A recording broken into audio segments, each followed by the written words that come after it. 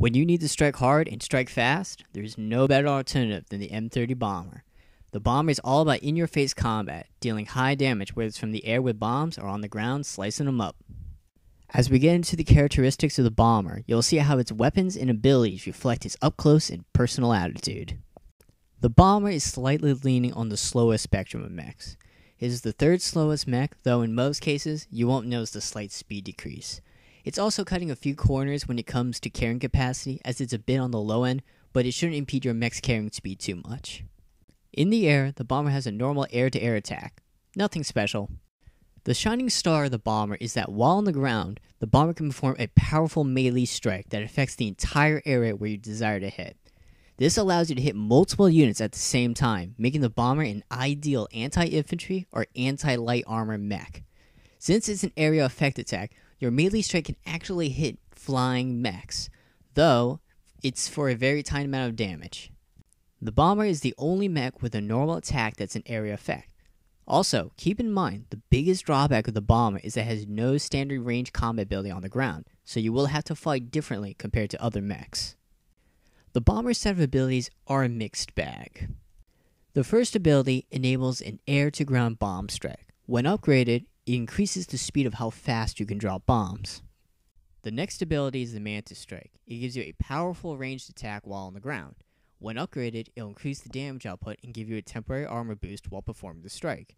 There are two important notes about the Mantis strike the game doesn't tell you, and that is 1. The Mantis strike can hit air targets, and 2. It's the only attack the Bomber has to damage the enemy's main base.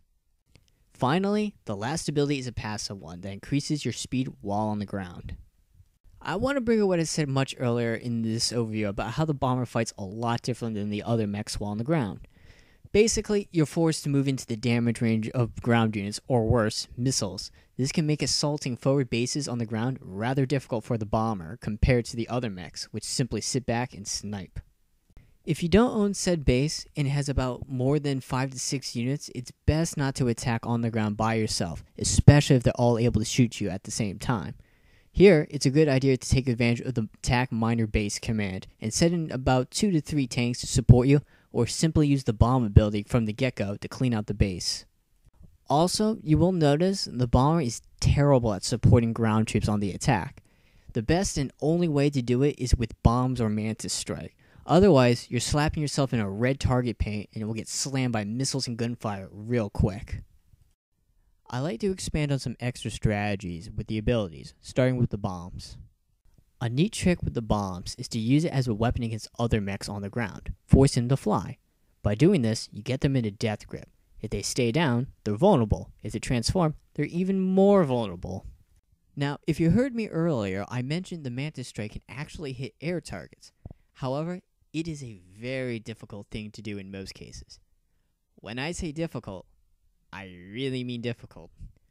When it does work, however, it does a lot of damage against other mechs. So, to increase your odds, try targeting mechs which are flying straight towards you, or better yet, when you're low on health, go to the ground. Most mechs will hover over you, waiting for you to come up. Use this opportunity to surprise them.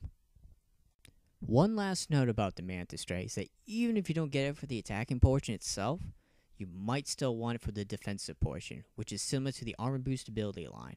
Just by activating Mantis strike, you get a defense boost, which can help you negate incoming missile damage. This leads me to the ability upgrade tree here. There are 2 viable paths. 1, you get bombs first, then you get whatever you want. For me, in particular, I like to make the jump from creeps after maxing out bombs.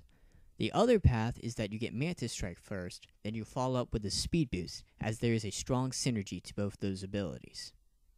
Hopefully, you have now been in awe of its abilities to create battlefields with bombs, slaughter innumerable infantry at a moment's notice, and its abilities to break lines and behead enemy mechs. Now, are you ready to lead the assault?